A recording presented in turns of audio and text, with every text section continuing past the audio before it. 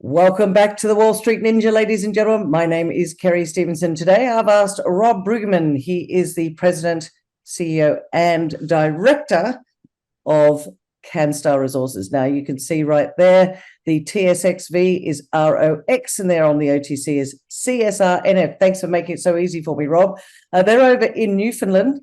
They've got almost 1,000 square kilometers of land over there. This is like a new frontier, ladies and gentlemen. Newfoundland is really prospective at the moment.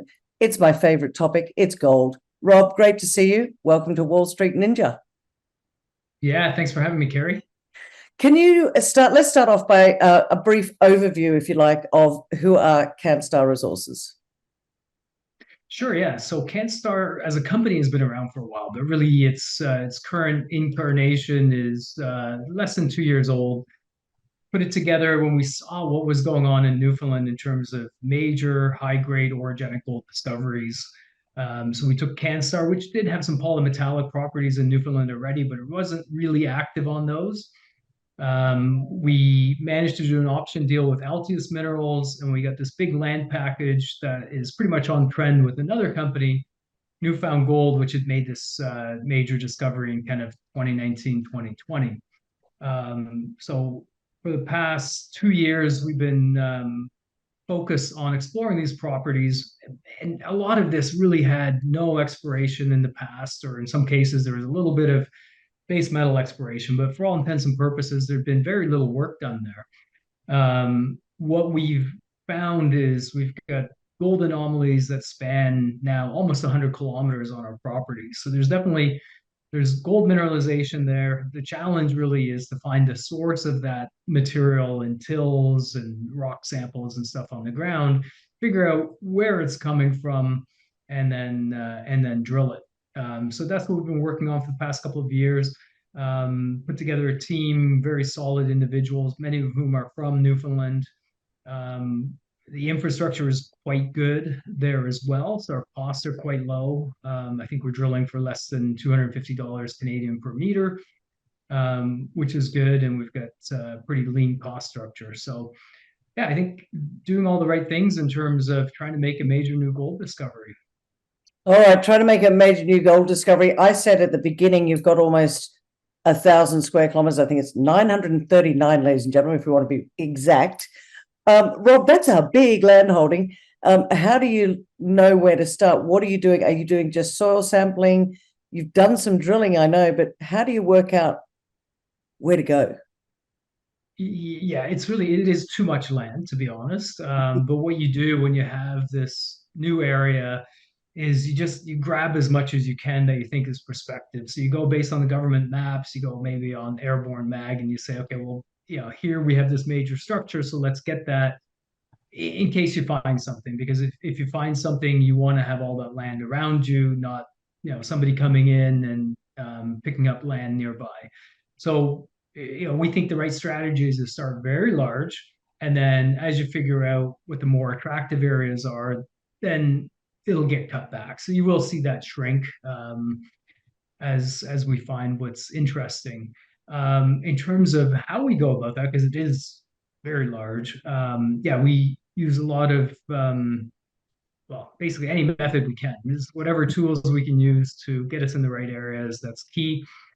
So we've flown LiDAR. LiDAR is quite good, especially in areas where we've got tree cover. It sees through the trees, and you can get a sense of where you may have bedrock. You can see some structures in there as well. So that's pretty good.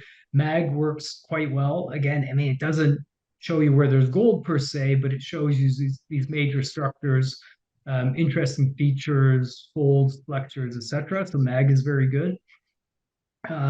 Soil sampling does work quite well in Newfoundland as well.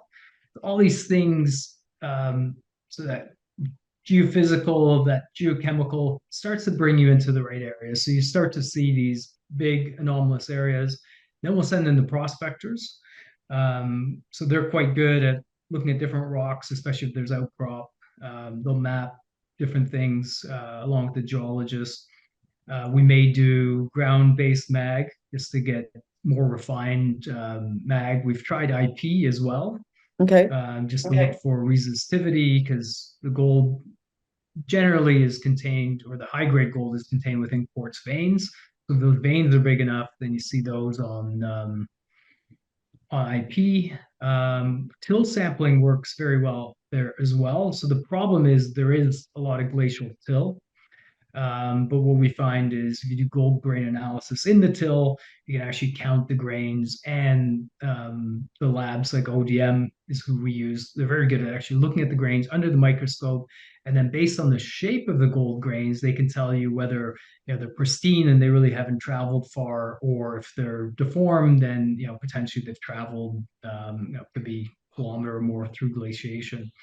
And then ultimately, before we drill, I mean, if we can trench it and get a sense of what's at surface, we'll do that. So we've done quite a bit of trenching and then ultimately drilling it. Okay, it feels to me like Newfoundland has really come alive over the last few years. I'm sitting here in Australia. I know we've got some Aussies that are up there. You spoke about Newfound Gold. Why is it that Newfoundland has suddenly, it feels like it's suddenly become the place to be when it comes to gold at the moment? Yeah, so I think it's really a twofold circumstance. One is there hasn't really been that much gold exploration historically in Newfoundland. So you've got a big area. It's kind of like the Abitibi in Canada, which has been explored for probably close to 100 years now, and it's hard to get land there. So this was land that was widely open, widely available. And just in the last few years, people have started making discoveries, recognized that there's potential there for orogenic gold mineralization, which makes sense because when the Appalachians formed, that went through Newfoundland into the eastern U.S. and then was connected to Europe at that point.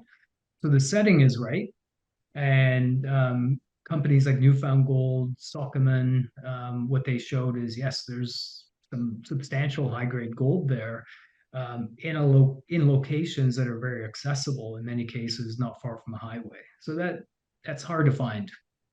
I also note from your register, because I'm looking at this from a where's the opportunity and where are the milestones, and I note that Eric Sprott seems to have quite a big holding in Canstar. What's Eric Sprott doing on your register? I think it's what, 26% or something. Yeah, he's our biggest shareholder, and Eric is a big fan of Newfoundland. So he was an early investor in Newfound Gold, which had that major discovery. What he saw was that there are a lot of similarities between what Newfound Gold was finding and what had been found at Fosterville.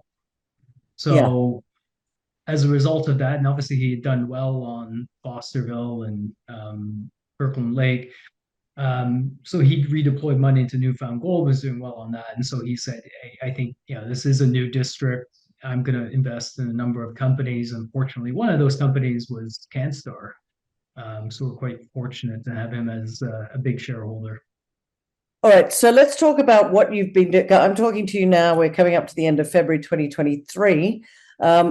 How are you moving into this year? I want to hear, or we want to hear about milestones. And I guess if people are looking at Canstar, why they need to sort of start to go, oh, this is looking pretty interesting. So what did you do at the back end of last year, and what are the milestones you're going to achieve in 23?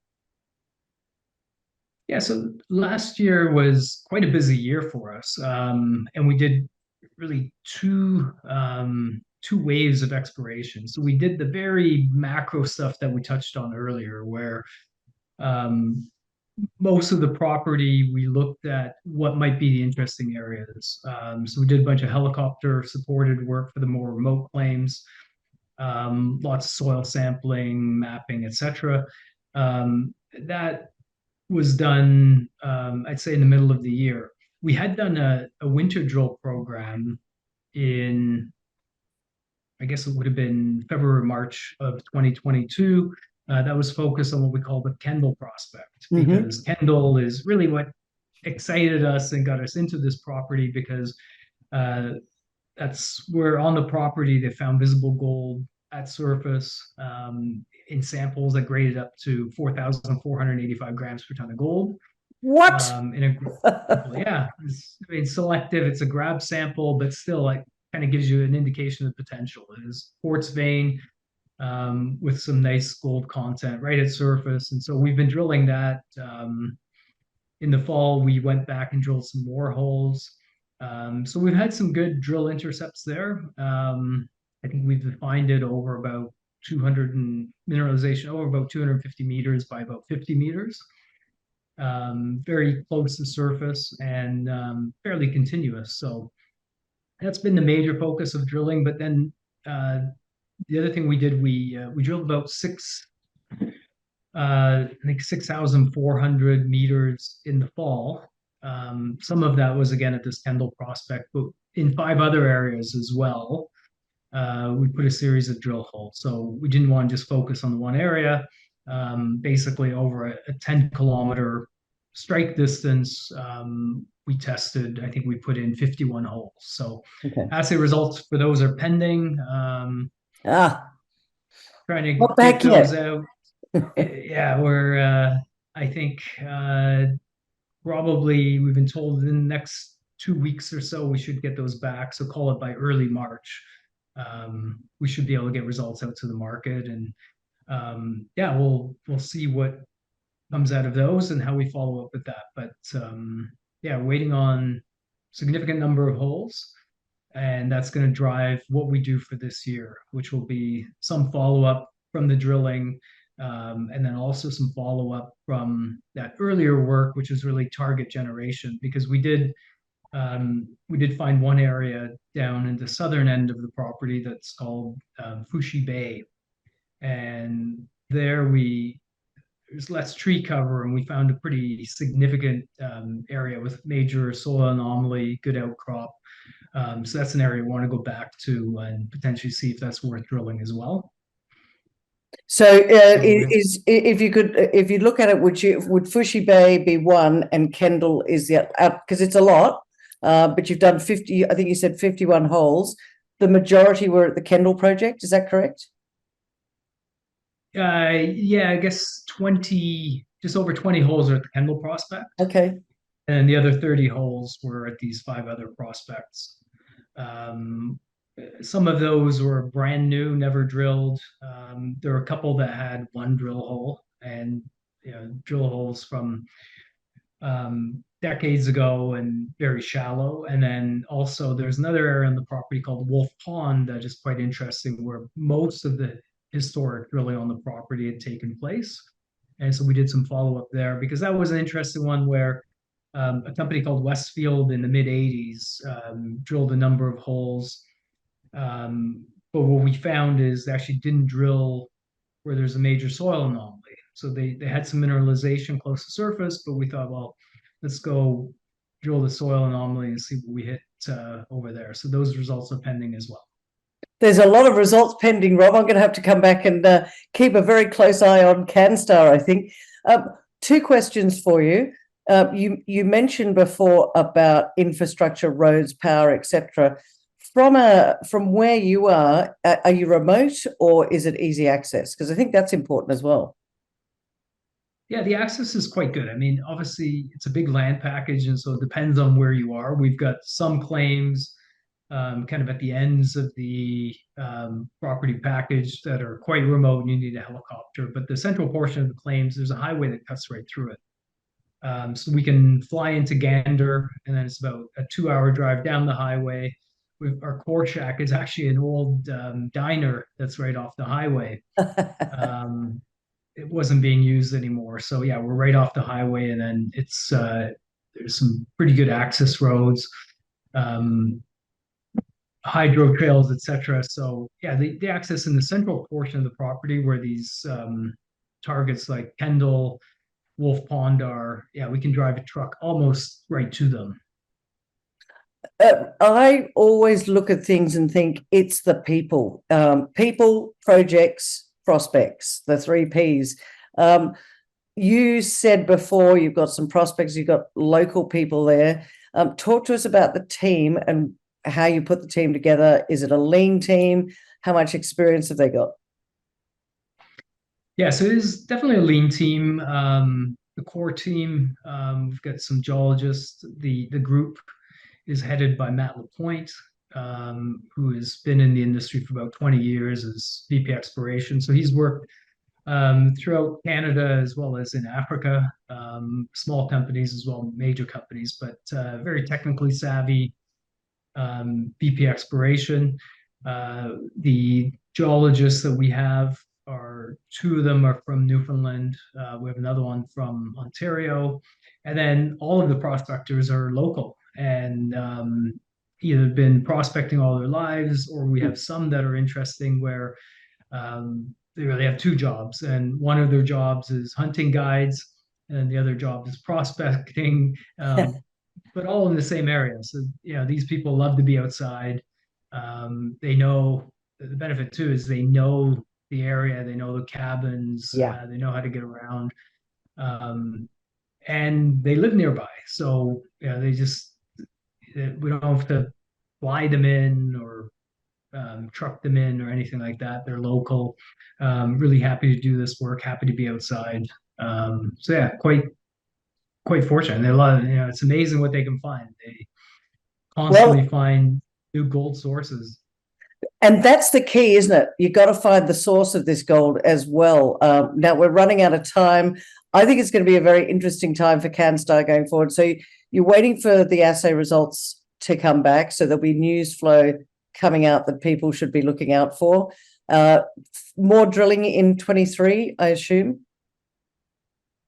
Yeah, we'll see how the results come back in the assays and then kind of what's warranted. But yeah, we'd like to follow up, obviously, on good results. And then this Fushi Bay target, I mean, we have some more work to do on it just to make sure it is a good drill target and exactly where to drill. But I'd love to drill that as well. And then we have some other targets on the property too, where again, they've never been tested.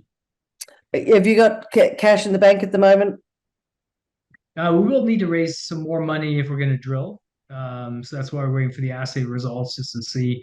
We've got enough money in the bank. We've got about $1 million in the bank, and we run G&A is very lean.